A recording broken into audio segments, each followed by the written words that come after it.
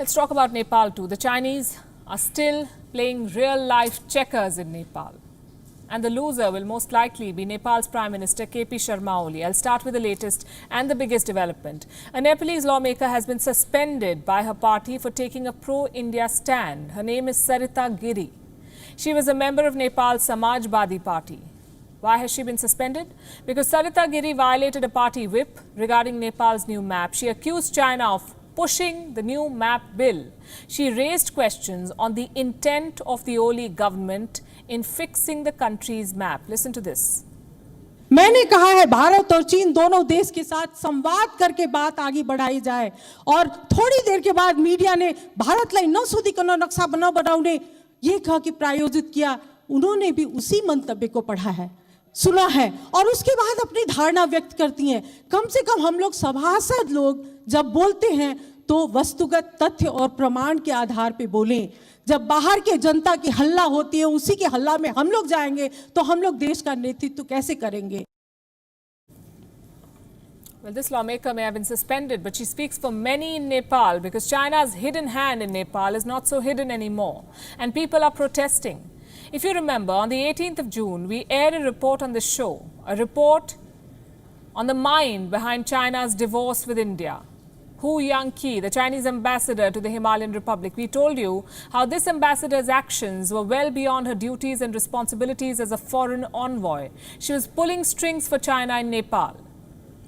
And many of you from Nepal wrote to us and said that our report was a little far-fetched, that it had no basis. Well, that was 3 weeks ago. Tonight, I'm happy to tell you that our report stands vindicated. The Nepalese media and political leaders in Nepal are now saying what we said 3 weeks ago.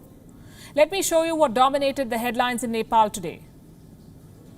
This is the front page of the Kathmandu Post. Read very carefully what the headline states.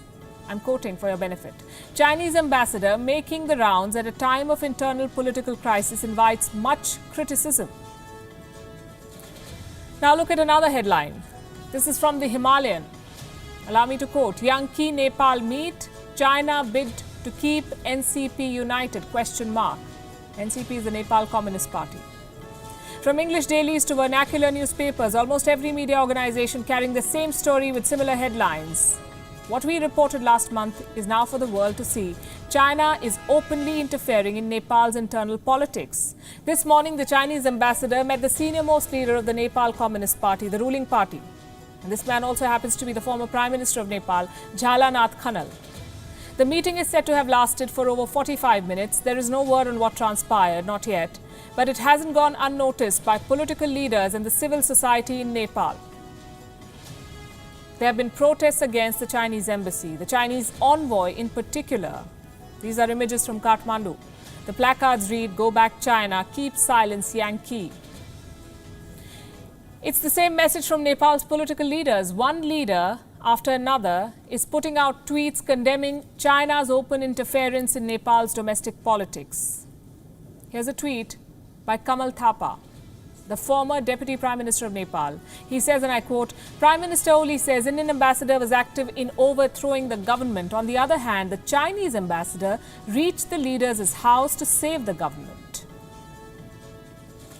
Nepalese journalists are also calling out this hypocrisy.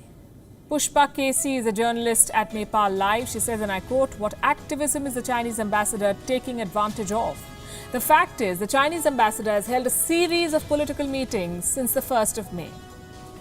Meetings that are being called a bid to reconcile differences within the ruling party of Nepal. Meetings that also reflect China's growing might and open interference in Nepal.